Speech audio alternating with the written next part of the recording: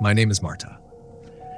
I was born and raised in Mexico City, and I was 24 years old when the great earthquake of '85 shook everything I knew. At that time, I lived in Colonia Roma with my family and studied nursing in the afternoons.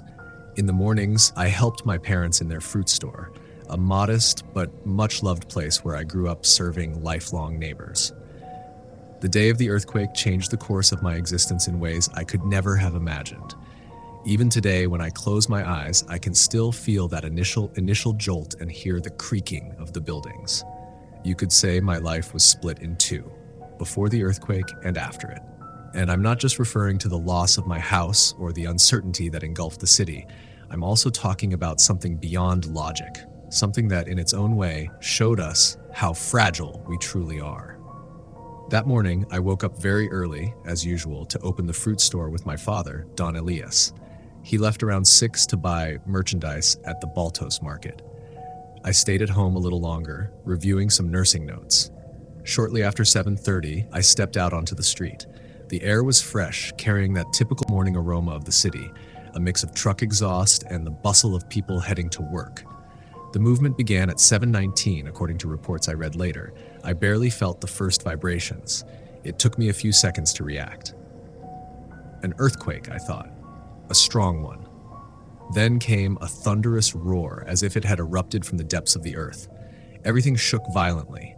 Within minutes, many buildings, especially the older ones, collapsed like dominoes.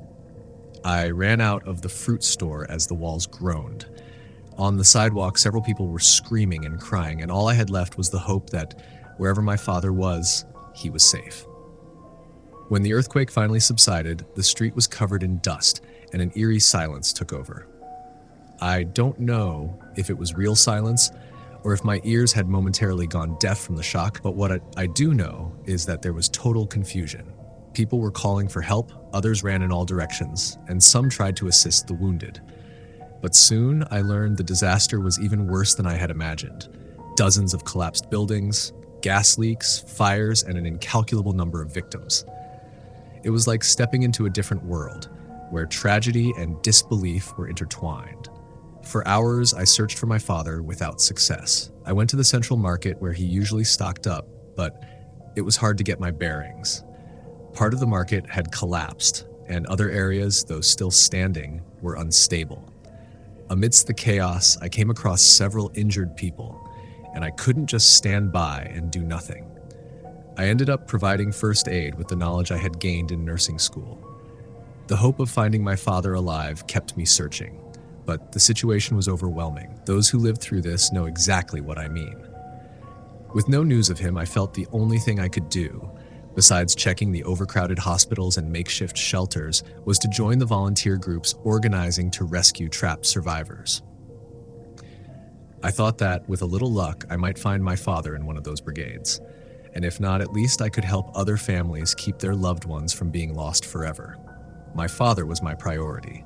He was all I had left. I approached a volunteer camp on one of the most devastated streets in Colonia Roma. There, I met Raul, a man in his 30s who had been chosen as the leader of an improvised rescue team. He was gathering students and neighbors, anyone willing to lend a hand to remove debris. They gave me gloves and a cloth mask. The dust in the air was thick like mist, and I coughed every so often as we tried to dig through the wreckage. That's when I saw Jorge again, a former high school classmate I hadn't seen in years. With a broken voice, he told me his younger brother had died in the collapse of the Regis Hotel, one of the devastated sites in the city center. He had spent the entire night searching and had only managed to identify the body that morning. That was why he decided to join the brigade. He didn't want another family to go through what he had. Although we had our differences in the past, at that moment, they meant nothing. Raul assigned us a task. We were to inspect a semi-collapsed building on Puebla Street. Reports indicated there might be survivors trapped on the lower floors. When I arrived, I understood why so many volunteers were hesitant to enter. The building was extremely unstable. A single aftershock could bring it down completely, burying anyone inside. Jorge and I ventured in, flashlights in hand. Inside, the place looked like a shattered puzzle of concrete, broken staircases, overturned furniture, dangling wires. With every step, the floor creaked beneath our feet. The stench of gas and dampness made us dizzy. Then we heard something. A faint moan, like a distant lament. I called out, hoping for a response, but all I got was silence.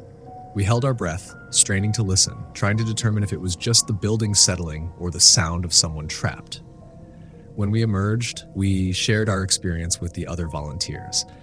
Some said they had heard similar things in other parts of the city, but dismissed them as their minds playing tricks on them amid the devastation. But I couldn't shake the feeling that if someone was truly alive in there, we had to go back. Shortly after, a man named Francisco appeared at our camp. His face was twisted with grief. His wife and daughter had been buried under the remains of their home in the Doctoras neighborhood. I sat next to him on the sidewalk as we caught our breath. At one point, he confessed something to me that made my blood run cold.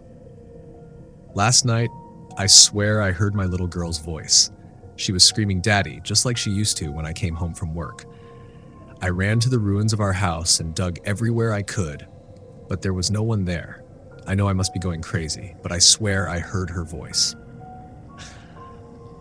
I felt a lump in my throat. I understood his desperation. I also remembered the moan Hor and I had heard on Puebla Street. At that moment, I didn't even consider the possibility that we were hearing echoes of the dead. I thought, rather, that our minds were simply playing tricks on us. That night, Jorge and I made a decision. We would return to the building on Puebla Street. Despite most rescuers leaving at sunset, we wanted to take advantage of the relative quiet to listen more carefully.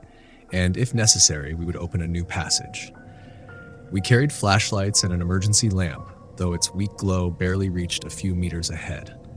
And so we went back into the darkness. When we arrived, we were engulfed by an overwhelming silence. We walked carefully, our flashlights illuminating the wreckage ahead. After a while, I heard that murmur again, a sound eerily human, somewhere between a moan and a whisper. My skin crawled. "If someone can hear us, please answer," we called out. Only the creaking of broken beams responded. Jorge, clinging to an impossible hope, called out his brother's name. No answer. We were about to give up when the sound reappeared, this time much clearer. A moan, repeating like an almost metallic echo. Following the direction of the noise, we entered what was left of a bedroom. The destruction was absolute. Pieces of the ceiling hung down, broken mirrors littered the floor, furniture overturned, shattered beyond recognition. Nothing suggested the presence of a survivor. And yet we heard that whisper. It was close, just a few steps away. It sounded like "help me," or perhaps "get me out." I shone the flashlight everywhere. My breath caught in my throat, but there was no one. The most disturbing thing was the sudden freezing cold that wrapped around me, as if the air had turned heavy and dense. The next morning, I told Raul and the rest of the brigade what had happened. Some looked at me with suspicion, but others exchanged knowing glances. Several had experienced something similar. It wasn't an isolated phenomenon. Volunteers across the city spoke of voices calling them by name, whispers drifting through the ruins, impossible laments echoing where there should have been only silence. It couldn't just be our imaginations. We started calling them the echoes.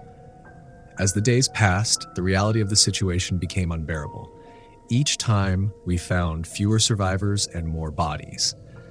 Many volunteers gave up, some out of fear that the buildings would collapse, others because they could no longer bear the sight of the dead or the wails of loved ones trying to recognize them. And in the midst of all this, the whispers remained. They would appear and disappear, chilling us to the bone between every rescue attempt. Despite everything, I never stopped looking for my father. I searched hospitals and refugee camps, handed out flyers with his photo. I clung to the idea that since no one had confirmed his death, he might still be out there, injured, waiting to be found. But as the days dragged on, my hope waned. I watched other families recover their loved ones, whether alive or not, while I continued to wander in agonizing uncertainty. One morning, as I was posting another flyer near Puebla Street, a volunteer named Jacinto approached me. His face was pale, his hands trembling. "Last night," he whispered, "I heard my grandmother's voice." His grandmother had been dead for years. "I was checking one of the buildings and I heard her praying, just like she used to at home." His lips quivered as he spoke. I didn't know how to respond. It was beyond anything I could rationalize.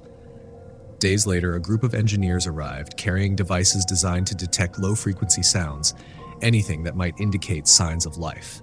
They swept the area, scanning the ruins. At one point, the machines picked up strange interferences, long, drawn-out murmurs, almost like distorted human voices. The lead engineer tried to dismiss it. "It could be the sound of fractured materials shifting structures," he said. But when they amplified the recording, I swear I heard it. A whisper. My name. Marta. I felt ridiculous and terrified all at once. I didn't want to make a scene, but the chills stayed with me long after. That was when the thought first hit me like a hammer. Was my father trapped somewhere in that rubble? Logically, I knew that if he was still alive, he would have been found in a shelter or hospital by now. But what if his voice was now one of the echoes? That afternoon, I went to speak with a priest who had been assisting with emergency funeral services. "Father," I confessed, "I know this sounds absurd, but there are voices in the rubble." He sighed, his expression full of quiet understanding.